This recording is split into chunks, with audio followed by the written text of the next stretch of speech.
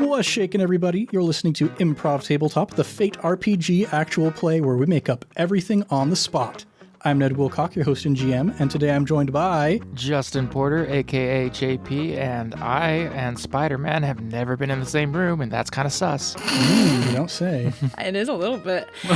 McKenna Steele, Junimo. And Thomas Ryan as Hu Wei Young. Get out of here, he's dead. Yeah, he got assassinated by the Avatar. He's dead. No longer is Hu Wei Young. I was invited back, though, so that was cool. Yeah. So we have some fun stuff going on. This is the first time that we're doing a Fate campaign in a year and a half, something like that. Whoa. Jeez. Yeah, it has been way too long. I'm very happy to be back. And we managed to trick Thomas into into finally believing that he can perform. Awesome. Even though he doesn't think he can. Surprise. And he can play Fate. You managed to trick me into thinking I could perform? Yes. I know where that sentence was going. This is Improv Tabletop, the next generation, and Thomas is our Picard. The next generation. Yes. Well, because we are kind of rebooting the whole Fate situation, as we go through this, I'm going to, I know we have a lot of new listeners who have come in since we started doing our Avatar stuff, so I'm going to re-explain some of the points of how to play the game so that you can learn along with us as we relearn how to play the game,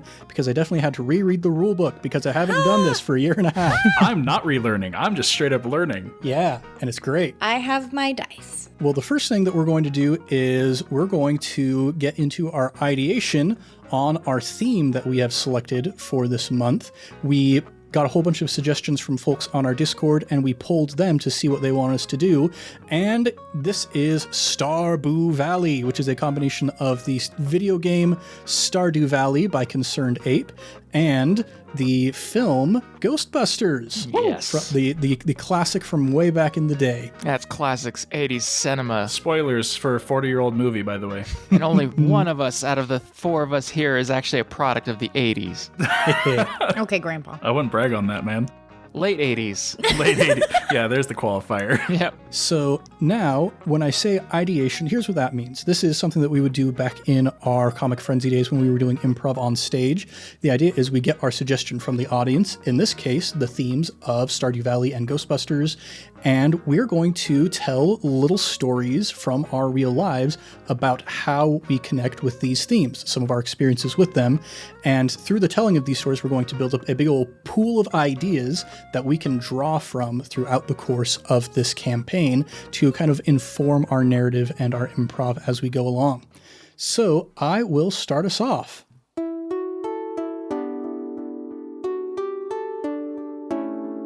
I don't have as much of a connection with Ghostbusters. It is the thing that I know Bill Murray and Dan Aykroyd from. There was a guy at Scout Camp that Thomas and I worked with who used to call me Ramus because my hair was basically exactly the same as Harold Ramis's hair in Ghostbusters. Yeah.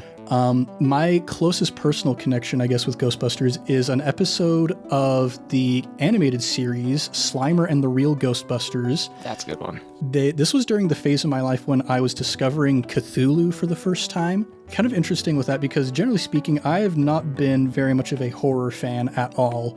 And I discovered Cthulhu through the TV show Freakazoid, which if you've been listeners of Improv for a while, you'll know that Freakazoid is my favorite superhero. And that sent me down kind of a rabbit hole of being like, man, this whole Cthulhu mythos thing, it's, not the fear of the unknown, but the fear of the unknowable. And it's like the cosmic horror stuff. And I was like, this is really cool. And something in my little child brain didn't click that was horror. I just thought it was like a really interesting mythology. But there's an episode of Slimer and the Real Ghostbusters where they like straight up fight Cthulhu. What? Yeah. They run into some people from the Cult of Cthulhu. They run into a Shoggoth. All right. This lady that they meet, she does the whole spiel of that is not dead which can eternal line with strange eons, even death may die. And Venkman is like, hey, that's pretty catchy. I like that. So that's most of my connection with Ghostbusters is their Cthulhu episode. Oh my gosh. Now, Stardew Valley, is a really good game, and that's what I'm going to preface my comments with, because I have not actually played a lot of the game, but I acknowledge that it is a wonderful game. It's just not necessarily my cup of tea per se, but here's my experience with it. It was my birthday in the year 2020. My birthday is March 14th, Pi Day. It's a great birthday. I'm a big fan. It's a great birthday. And that birthday was like the last day before everything shut down for the pandemic. And so we'd just gone to my friend Hayden's senior recital. He's actually the guy who wrote our theme song for iCast Fireball. Really talented dude. Hayden wrote that? Yeah, he did a super good job on that. I love Hayden. And so we went to his senior recital, but it was with kind of the understanding of like, man, this is the last time things are going to be normal for who knows how long. And after that recital, I went over to Connor's apartment and we celebrated a little bit. And he was like, Ned, it's your birthday. Do you own Stardew Valley? And I said, no. And he said, I'm going to Venmo you $15. Go buy Stardew Valley as soon as you get home. So I did. And I started playing, and most of my understanding of what happens in Stardew Valley is sort of the side stuff. Because broadly speaking, it's a farming simulator. And that's the bread and butter, the meat of the game. But most of the stuff I'd heard about was like, oh, you can go into the mines and you can fight monsters, or you can romance the NPCs and all that stuff. And so I went into it thinking like, okay, I'm going to look at all of the romanceable options. I'm going to find my girlfriend, and that's what this game's going to be about. And then I realized, oh, wait, this game isn't a dating simulator with farming attached. It's a farming simulator with dating attached. And farming simulators aren't quite so much my bread and butter. So unfortunately, I did not marry Leah. Ugh, I love Leah, though. It's a good pick. That's a good one to court. So I have not played too much, but I have watched Thomas play hours upon hours of Stardew Valley on his Twitch stream. And it's a grand old time. I enjoy the vibes. I more enjoy the sort of community that has sprung up around it, but do not let the fact that I haven't played it very much dissuade you, because if it's your type of game, it's going to be your type of game, as you will certainly hear from some of our future ideations here. Let's see. Let's hop over to JP. What do you got for us? Well, I don't have a lot of coherent stories like that, but just a couple of thoughts. One of them is with the Stardew being so popular and stuff, like on the Switch, like the top 10 paid games has been Stardew Valley since like the Switch has come out. So it's been years. So obviously some people like it. I would agree as well that it's fun. Like, honestly, I have the game, but I've only played a little bit because I don't necessarily enjoy games that don't have a lot of fighting or a point to it, I guess. You know, like it's more of just an experience. To me, I need to know from point A to point B, and then I don't do side quests. That's the kind of gamer I am. But watching Thomas's stream was really fun. Me and Ems would do that. You guys. But Ghostbusters, that is my thing. That is my jam. I love Ghostbusters. And there's one thing, I remember that TV show, The Real Ghostbusters. There's also another cartoon show called Extreme Ghostbusters. And that came out at the same time. It was all like the same company, and they did Extreme Ghostbusters. They did a Jumanji cartoon and a Men in Black cartoon. There was a Jumanji cartoon? That's awesome. Yeah, and sidestep, but the Jumanji, it's not the stuff coming out of the board game. They actually go in the board game. Oh, nice. Yeah, but the Extreme Ghostbusters, the only thing I remembered about that was one of the Ghosters was paralyzed from the, so he was in a wheelchair, but he was a Ghostbuster, so that was cool. But I also, video games, there's a really cool video game that you can get on the Switch, is what I have it. It's just called Ghostbusters. It's really good. Also, I guess one thing I wanted to bring up, I watched Ghostbusters recently, like within the last year or so, because Ems had never seen it. And I noticed the character of Bill Murray's kind of a sleaze bucket. Like You don't say. Which was the 80s, man. That's the thing. It's the 80s. Like, you think, because like in the 80s, they wrote him like he's supposed to be charming, but he's very kind of manipulative and forces his way, don't take no as an answer kind of guy. And it's just like, it's kind of cringe, but in the 80s, that was lovable and adorable. Oh, the 80s. Yeah, I had someone recommend You've Got Mail to me as like a great story of a wonderful love that burgeoned from this unexpected place. And I just read through the synopsis and I was like, ooh, I don't think that's going to hold up to modern scrutiny. Yeah. Anyway, it's still a great movie, and you can watch movies and TV shows and still enjoy them, even though they have deplorable characters for whatever reason. Take Seinfeld for an example. That's one of my favorite TV shows. That's why I love shows, man. Yeah. And all the characters are terrible. But anyway, not going to go into the story about that. That is the end of my story. That's all I have to say about that. Booyah. Now, McKenna, what do you got for us? I'll start with Ghostbusters, and then we'll go to Stardew Valley. Ghostbusters, I grew up watching it with my dad. That just reminds me of my dad. All the 80s movies remind me of my dad. And I love my dad. But I don't remember much else. It never really was like, for me, like, I gotta watch this all the time. I was like, it's fine. But I do remember anytime we would go get like tires changed and I saw the Michelin Man, that in my brain, that is who the big bad guy, ghosty guy was at the end of the movie. It was not the Stay Puft Marshmallow Man. It was the Michelin tire. And my brain could not separate that ever. So anytime I get my tires changed, I think of Ghostbusters. Nice. Or just obviously the song. Also one of Rick Moranis' greater performance. Anyway, I'm done. Oh, he's so good. I don't know. I just don't have a lot with Ghostbusters. I wanted to see the new one because Paul Rudd was in it, right? Is that who it was? Yeah. Yeah, and I love Paul Rudd. I love Paul Rudd. I love him so much. But I didn't see it. It's on my list. I have a very, very, very long list of things I need to watch. But Stardew Valley. I love Stardew Valley. That game brings me so much peace in my heart. I started playing it because Christian and I were dating, and he had a Switch, and I did not because I did not know what a Switch was. And I saw this game, and I was like, what is this? And he was like, I don't know, it's like some farming simulator. I heard it's really good. Connor said it was really good. And I was like, okay, I'll try playing it. Like, I'd have his Switch at my apartment while he was at rehearsals, and then he'd come over after rehearsals. And I played it like a couple times and I was like, this is stupid. And I didn't want to play it again. And I was like, I don't like this game at all. And then one night I got sick of playing Skyrim. And I was like, okay, let's try it again. And I started playing it and I like fell in love. Mostly, I agree the farming simulation of it isn't my thing. I like it fine enough, but I think the story and just the little side plots of what's going on in the town, the relationships are so fun and so wild, and all of a sudden it just like these supernatural things happen every now and then and you're just like, what just happened? An alien just dropped an egg in my field, and it's just super random crap that you're like, this is a farming simulator. Why is there a witch here? Or why is there a wizard? And all of a sudden there's like ghosts that you're killing, and it's just super goofy but also very sweet. Just getting to know all these characters, and kind of as you build your relationship with them, you get to see them have character development. Like Shane has some great character development, but when you live with him, he's a slob. But like the fact that it's created by one person blows my mind, and I have so much like respect and admiration for Concerned Ape in the sense that they just said, I'm just gonna make this video game, and for it to be that successful, all coming from your own mind. That and the music is just so pretty. I love the music. Yeah. Christian got me the vinyl record Nice. for it for Christmas 2 years ago, I believe. Either last year or the Christmas before that.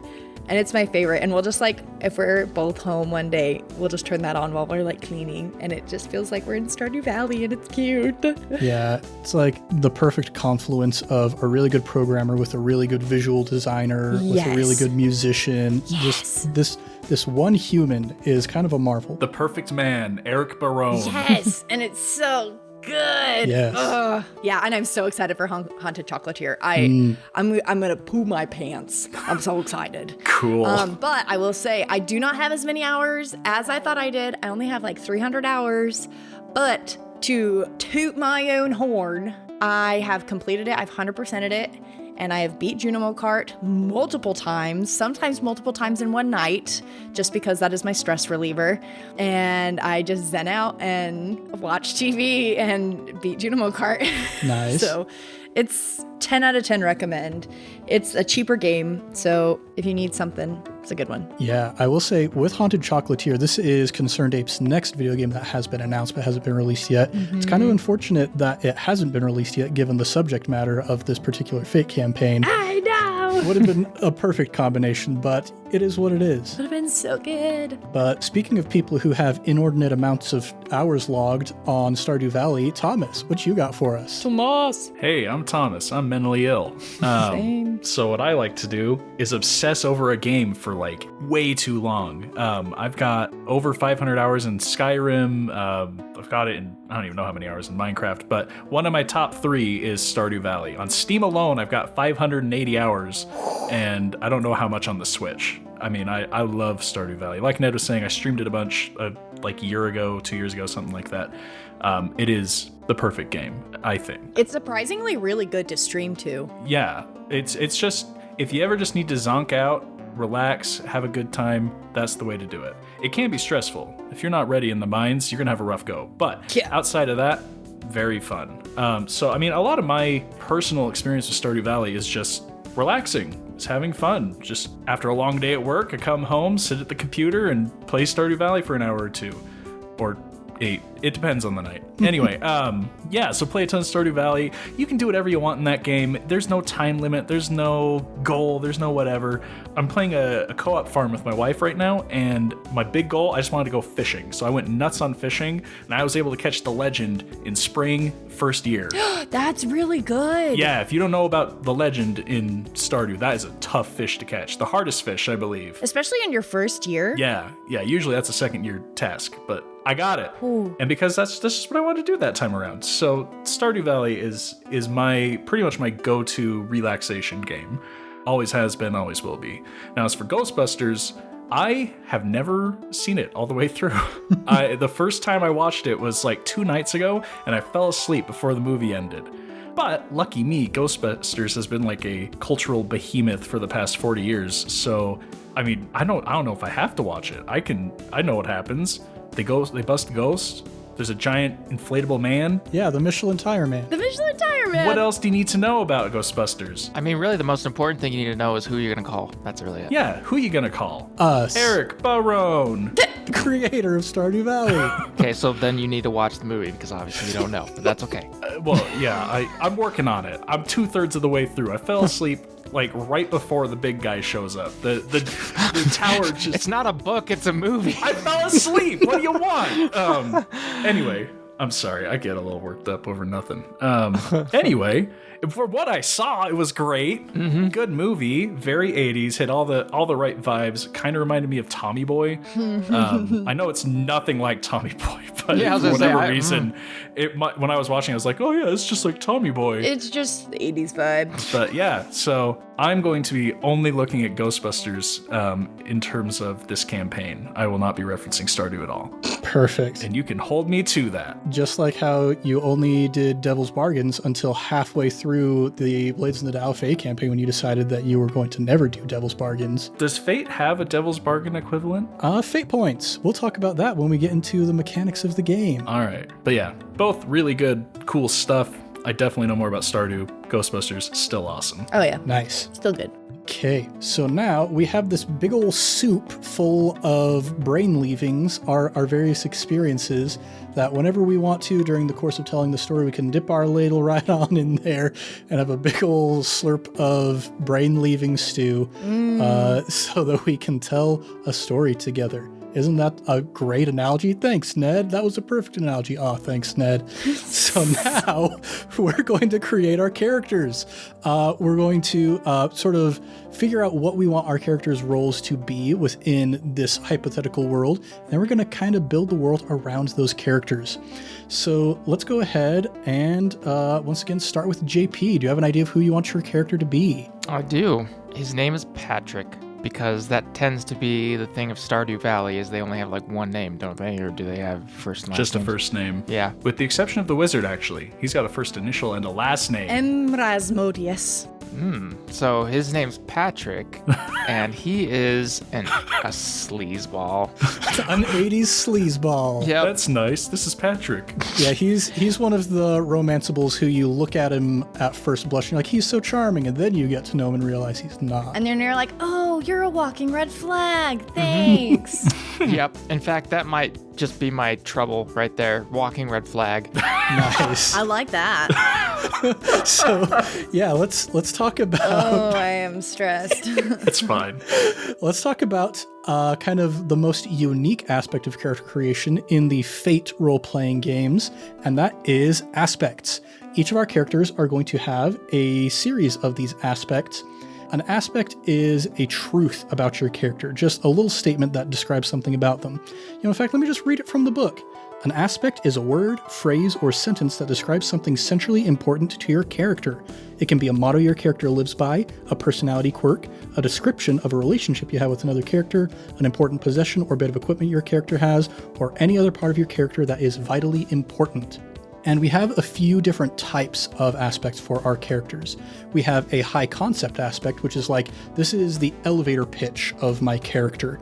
That if you were just to describe this entire person's being, or like what is most important to them in one little sentence, this would kind of describe it. We're also going to have a trouble, which is an aspect that is really fun for me as the GM to use, because I get to use those to stir up a little bit of intrigue and excitement. And then we're also going to get our third aspect for each of our characters from some audience suggestions that I pulled our Discord for earlier. So we already have Patrick's trouble. He's a walking red flag. Yes. Great. I'm going to say he's also, he's new in town, but he's a paranormal investigator. Ooh. That's good. So that's our high concept aspect, paranormal investigator. Yes. All right. Now we're going to take a gander at some of the suggestions we got from our patrons over on the Discord. And real quick, shout out, thanks to Michael Sear, Tim Rust, Tetraslash, Derek, Girdle Rock, Sin Twist, and Nerd Sparkle for suggesting these aspects to us. We got a whole lot of them, and I had to winnow down the list a little bit. But we got some real good ones here. Oh, I'm so excited. So, JP, here are the ones that you will get to choose between. Slimer owes me one, you crossed the streams, and there is no valley, only Zool. Oh, those are all so great quotes. Yes. I had a friend in high school who, like, he watched Ghostbusters, and there's that whole shtick of there is no Dana, only Zool, because Dana gets possessed by Zool. Mm-hmm. And he would just say, like, I would mention something off the cuff and be like, I'd really like to go get an Arizona after school, and be like, there is no Arizona, only Zool. And he would just do that all the time. It was great. I'm going with that one. There is no valley, only Zool. Yeah, so this does imply, going back to kind of our Cthulhu mythos bit from the ideation there, Zool being this sort of unknowable, sort of deific horror from beyond the other side. That's going to be fun. Yep. Now, we also are going to give each of our characters a stunt. And the way that we interpret stunts for our personal game is a little loose compared to the way that it's written down in the Fate Accelerated rulebook. We, for our purposes, just say this is something cool that your character can do once per session that, you're the only person who can do it because it's something kind of uniquely special about you. And this can either be a cool trick you can do, or it can be a special piece of equipment that you have. So, JP, do you have an idea for Patrick's stunt? Yeah, well, you said cool piece of equipment. I'm going to have the, I'm blanking on the name, but it's the little, the gadget that they have to sense ghosts that turns into like a T. Oh, yeah. Like it looks like a remote, and then he activates it and it splits out like a T. It's a PKE meter. PKE meter. Mm-hmm. Very nice. Okay. The last thing we're going to talk about during character creation is approaches.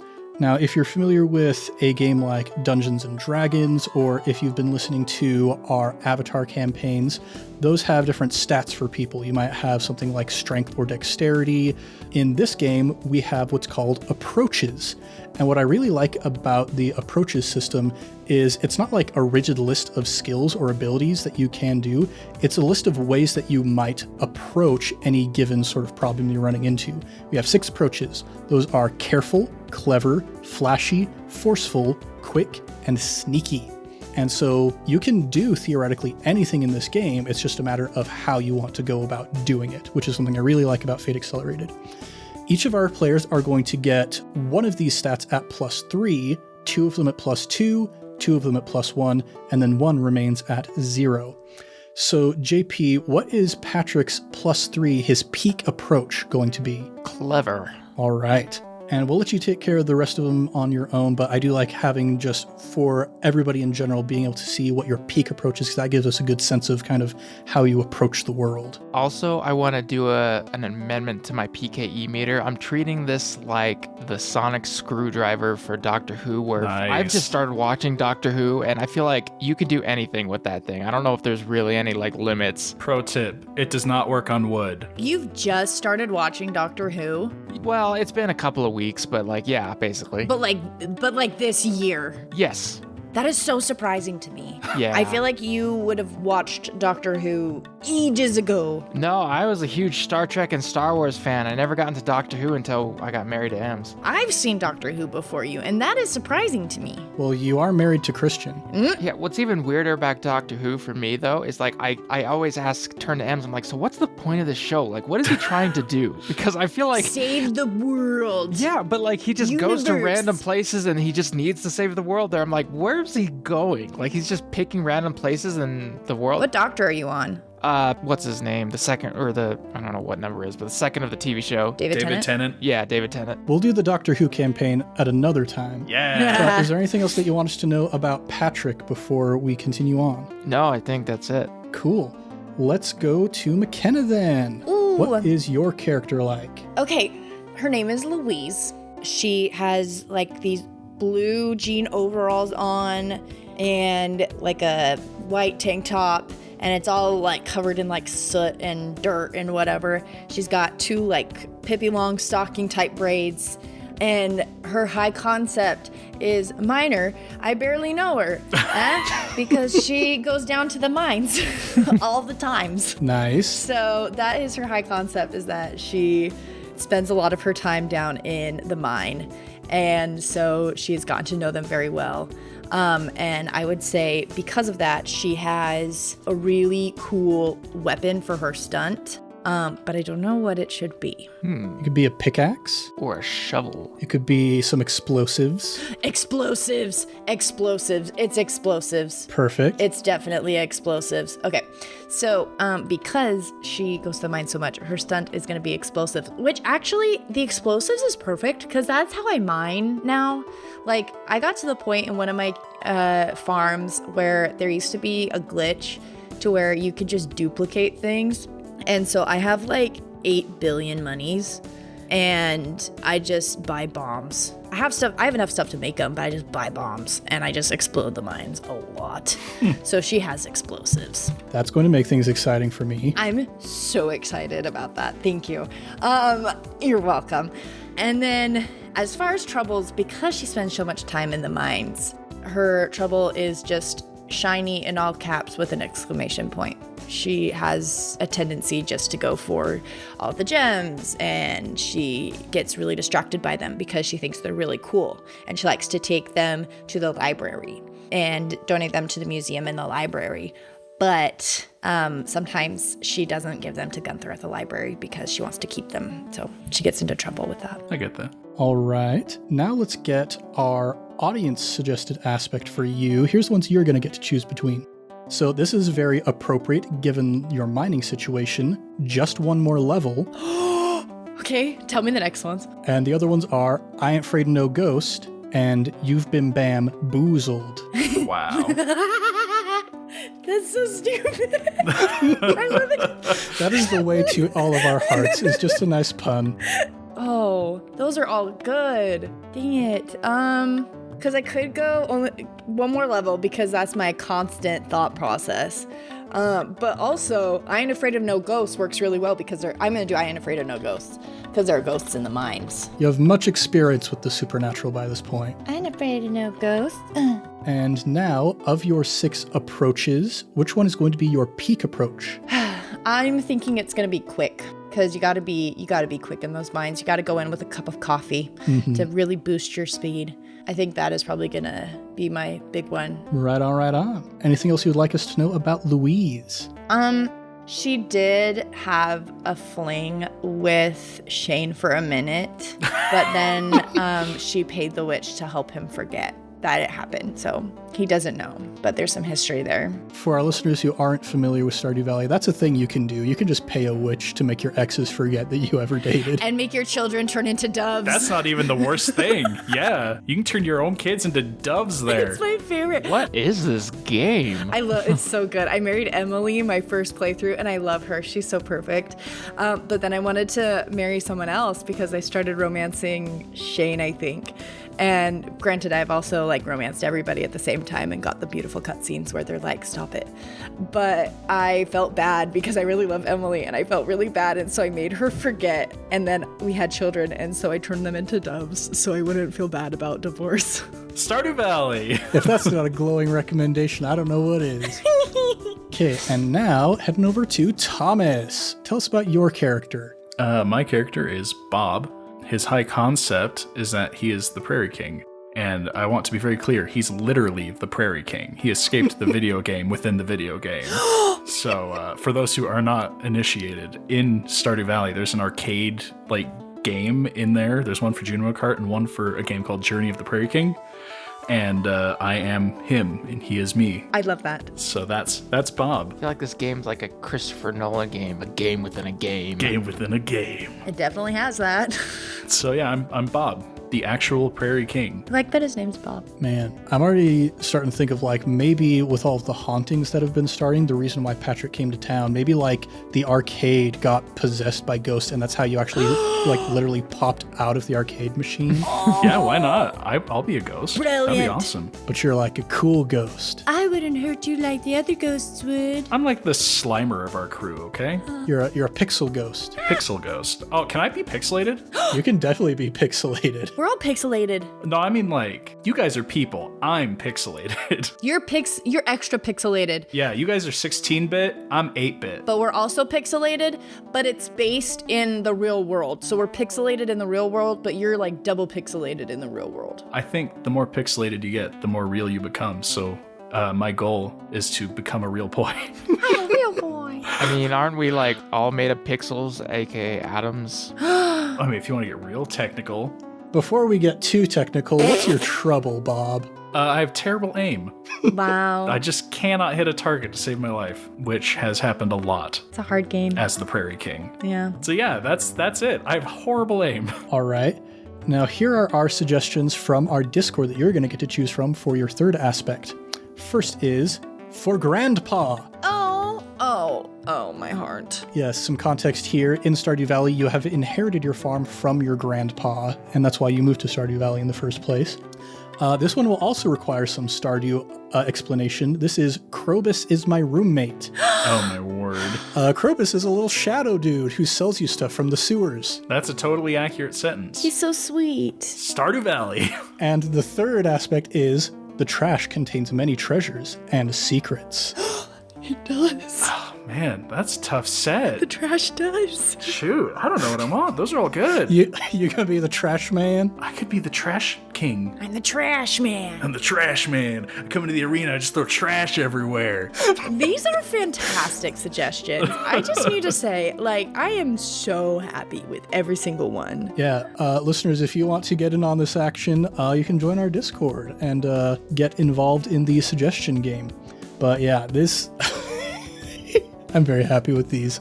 Which one would you like to choose? I want the trash, baby. Give me some trash. The trash man. I'm the trash man. Something in my heart just knew you were going to pick that one. The trash contains many treasures and secrets? ...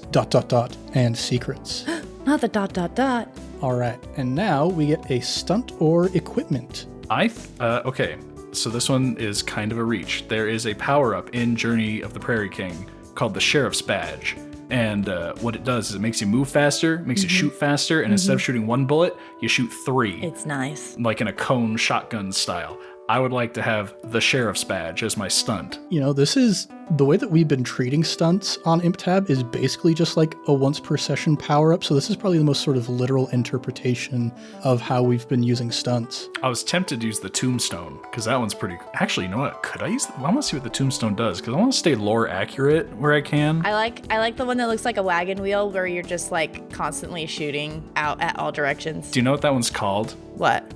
No, it's called the wagon wheel. It is not. I'm not even kidding. It I'm looking is at the Stardew not. Wiki right now. It's called the wagon wheel. Good resource for anybody playing Stardew Valley is the Stardew Wiki page. It is very helpful in helping you 100% the game. Oh, yeah, seriously. Yeah, I spent a little bit of time on there trying to figure out what Leah's favorite gifts were before I realized that it wasn't a dating simulator.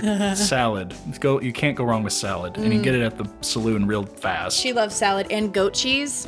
Anyway, Sheriff's Badge is my stunt. Yeah. Oh, man, I didn't know that. Oh, no. I should change my stunt, but that's okay. No, That's your stunt's a good stunt. Yeah, I just had a better idea for a stunt. It is pretty good. I mean, someone should do something Ghostbusters related in this Stardew campaign. Yeah, that's true.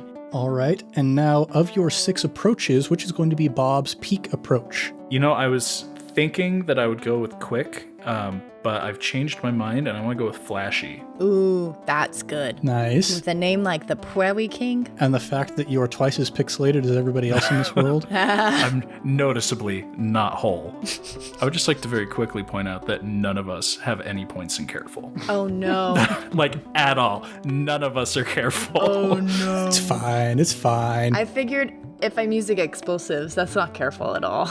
I mean, you have to be. Well, I mean, I could. I was gonna say, I figured if you had explosives, that should be one of the top things. That's a really good reason to be careful. Yeah. It's really compelling. I have a cool magic trick, but I can only do it once. But it's more exciting for me if it's the other way But around. if it's not careful, I have it as quick. So once I set the explosives, I run really fast. Perfect. Well, with that, we have our 3 characters all figured out. So it's time to delve into this fun world for a little bit here.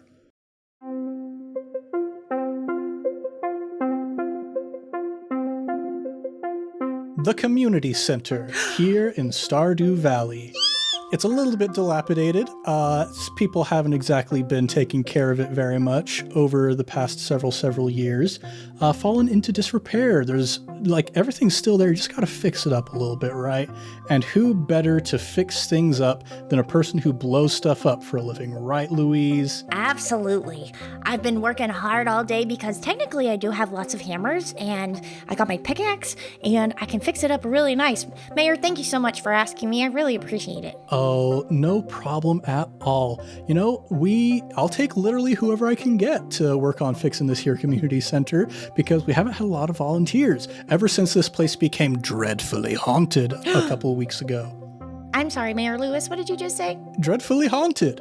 Oh, yeah, I do remember reading about that on the bulletin board out by Pierre's shop. I can look into that for you if you want. Well, incidentally, on the train later today, we should be having a paranormal expert showing up. Would you mind going to meet our new resident? Oh, absolutely not. I'll go on up right after I finish nailing this board in. Absolutely. Okay, I'm done. Oh, that was very quick. Now, since you are a demolitions kind of person, let's have you roll to see how well you undemolition something. So whenever you make a roll in Fate, you're going to roll 4 Fate dice. A Fate die is a die that has 3 possible outcomes. We've got 6 sides. There are 2 blank sides, 2 pluses, and 2 minuses. You roll 4 of those, and you add all the pluses and minuses together, and then you add the modifier of whichever approach you're using. Now, to put something back together, that seems maybe careful to me. Dang it. So go ahead and roll to overcome with careful. Ooh, that was not bad. That's cancel each other out. So it's 2 plus 2. Perfect. Now, there are different degrees of success in Fate. If you tie, you get 1 result. If you fail or succeed, you get 1 result. But there's also something called succeeding with style. If you succeed by 2 or more, then you've succeeded with style, and you get an extra bonus on top of that. There are a few different actions you can take. Most of the time, we're going to be overcoming. When you overcome and get success with style, you accomplish your goal and you generate what's known as a boost. A boost is an aspect that exists for a short amount of time within kind of a certain set of circumstances, and then once you use it one time, it disappears. The boost that I'm going to give you is going to be called More Careful Than I Thought I Was. And do I just get to use that the one time? Yeah. Right? And Okay. we'll actually let that last longer than just this scene here so that you can get a benefit from it because you're going to leave immediately to go find your new paranormal expert. Yeah. All right, Mayor, I'll head off to go find him. Yes, Bye. and if you see Bob rooting around in the trash, tell him to stop. Linus needs that trash. Okay. And I'll walk out the door. And I'm going to go check the trash can immediately. And then as I'm walking, just consistently like peeking around the corner as fast as I can to make sure I can catch him in the action. And Bob, are you in the trash at that exact moment?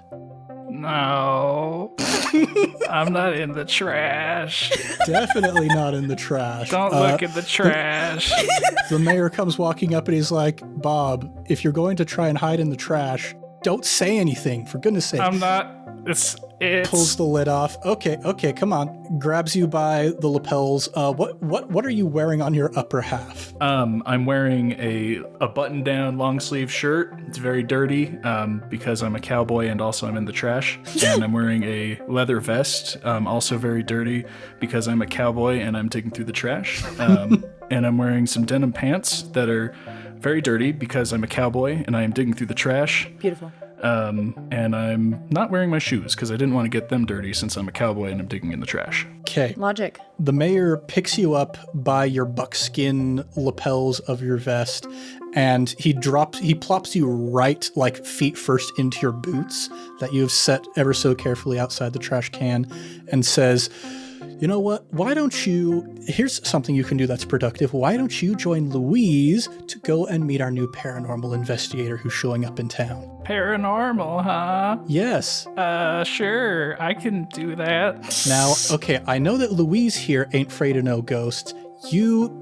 Ghosts, I've killed plenty of ghosts, don't worry. Yes. I was going to say ghosts aren't real, but literally ghosts are real. I've seen them with my own eyes, and my eyes wanted to leap out of my skull and down my throat when I saw them because I was so terrified. And I mean, yeah, how could I be afraid of ghosts? How can I be afraid of ghosts if there aren't any? Yes, exactly. Ghosts are real, kids. He turns towards the camera and says, ghosts are real. Don't listen to what your parents said. They're coming for you. The more you know. And there's a hoo-hoo coming up over the ridge, and the mayor says, oh, there's the train.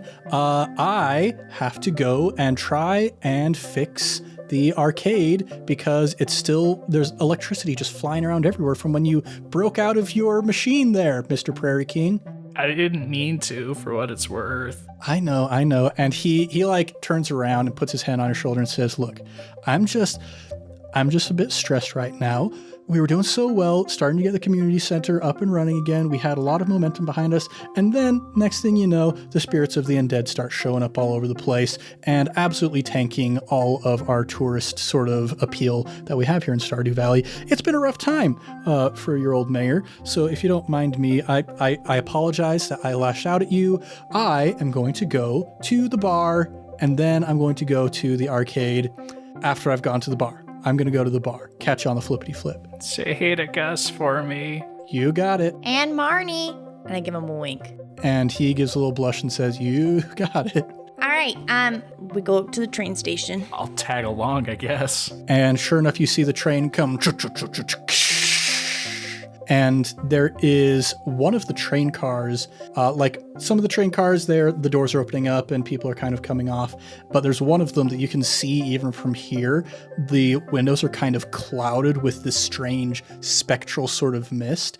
And as the doors slide open, a light shines from behind this figure who walks out, and like the shafts of light are getting caught in the mist as it erupts from behind him.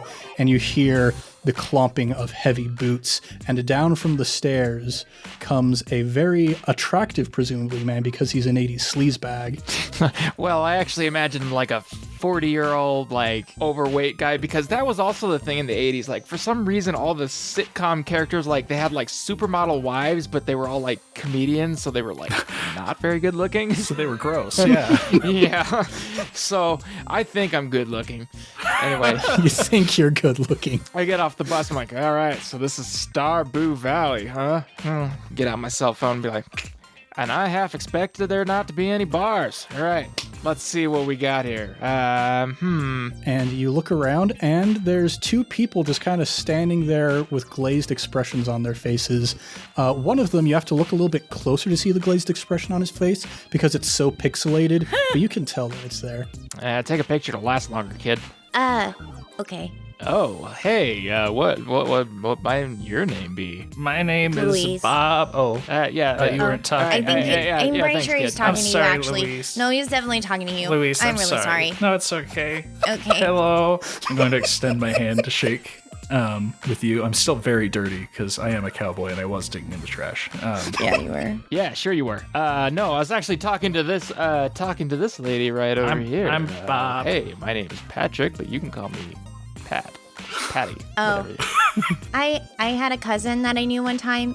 His name was Patrick, but we called him Rick, so I thought you were gonna say Rick, but I can call you Pat. Listen, so like I was gonna say, my name is Louise, and the mayor said we had to come and get you, and this is Bob. Bob is Real. I'm Real. real. Yeah, what about Bob?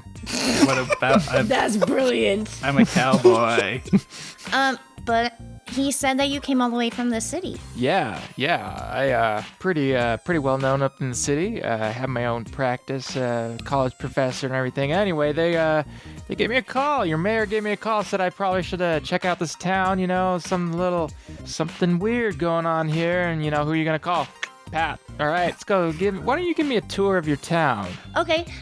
Well, this is a train station right here. And there's a swimming pool right here that you walk in, and they have bathrooms that you walk into, and then you go swimming. And sometimes when you go swimming, if you're feeling crappy, it makes you feel better. So, that's that. Then come this way. And I'm going to drag you along, and I'm going to go through all of the town and show you all of the spots, including the farm. And then I'm going to get to one more spot. And this is the sewer right here, and we've got some people that live in the sewers. But we don't really talk about them sometimes. But they have cool stuff. You hear a scream from the sewers. Oh, don't worry about that. Krobus gets scared. Crovis? He's afraid of rats. Rats in the sewers, who knew? And you see the sewer lid rattling as if something's pounding on it from beneath, and you hear the little voice of Krobus going, "No, not rats. There's ghosts down here this time." Oh no! Hey. Oh, that's brand new. That never happens. Don't worry, I ain't afraid of no ghosts. I've got my weapons. Let's go. And I open the grate and I jump down. Come on, Pat. Let's get in there. Well, I guess I have to. And I take off my really expensive coat and I just kind of fold it and put it to the side and jump in. Oh, I hate when they do that. And as you all leap down into the dark depths of the sewers, I think that is where we're going to pick up next time. Poor Kroby. Yeah. I should have picked him as my roommate. I already regret that choice. I've been debating on doing that this next playthrough. Oh, man. Well, we certainly have some interesting things to figure out. What's happening in the sewers with our good friend Krobus, and what's happening to all the rats down there. You know how much we love rats on this podcast. And the rats. But we're going to have to figure that out next time. For now, thanks for listening to Improv Tabletop, and we'll be back next week with more adventures in the world of Stardew Valley. If you want more, go ahead and subscribe. Maybe even give us a review. We would be as happy as a quiet, artsy woman who you gave a salad if you would go ahead and give us a review on the podcatcher of your choice. We're also all over social media at Improv Tabletop, so if you'd like to connect with us there. You know, maybe you want to talk to me about some of my other favorite video games. I have many of them. Don't be afraid to reach out. Now, it's time to shout out our next batch of Sticker Club patrons. And this time around, we're shouting out Adrian Garneau, Christine Lines, and Daniel Wolf. Thank you, my babies. These are the three people who initially started up the community center renovation project, but they disappeared when the ghost showed up. You're going to have to save them, folks. Good luck. I can save them. Yes. Don't worry, dear patrons. Your fate is in the capable hands of these folks. It'll be fine. These people. If you, Oh no. if you, dear listener, want to join the ranks of the Sticker Club, then you can join our Patreon at patreon.com/improvtabletop, where you can also get things like Discord access, biannual sticker packs, and more, such as our current ongoing patron-exclusive campaign, Dumbledore's Delinquents, which McKenna and JP are currently part of, along with Connor. My name's Greya. Yeah, it's a grand old time over there. Now, let's do a quick round of plugs. First off, I'm going to give you a mention of our affiliation with fanrolldice.com. Maybe we'll just mention this once a month because I feel like I ramble on too much about this. It is a thing that exists if you want some cool dice. They've got great dice. Yes, you can go ahead and use coupon code VroomVroomFifi over at fanrolldice.com. Get yourself a little discount, and a little bit of that goes back to us. And we also have our sister podcast, I Cast Fireball, which is a D&D 5e actual play going through the campaign Tyranny of Dragons. There's currently some German halfling stuff that my character is doing. Ooh. German halfling stuff. Yes, I won't give you anything else to that. We'll just leave it nice and vague, because why wouldn't hearing that nice vague thing make you want to go listen to this podcast? It's a fun character, one of my favorite characters that I've done on that show. And the other thing I'm going to shout out today is cooking sous vide. I got myself a sous vide circulator recently, and I don't want to sound hyperbolic, but it's changed the game for me. Wow. It's pretty great. I would definitely, if you are geeky about food and you don't want to keep ruining your lean meats like chicken breast and pork loin and stuff, go get yourself a sous vide circulator, and it will change the game for you, just like it has for me. Thanks for joining us, everybody, here in the world of Stardew Valley. Until next time, I'm Ned Wilcock, your host and GM, and I've been joined by... Justin Porter, a.k.a. JP, and if you haven't yet, go watch Ghostbusters. Thomas. I'll do it when I can, okay? McKenna Steele, if you haven't yet, go complete Stardew Valley. JP Ned. Noted. Probably won't, but that's okay. And I'm Thomas Ryan, the ghost of video games past. Much love and stuff, everybody. We'll catch you next time on Improv Tabletop.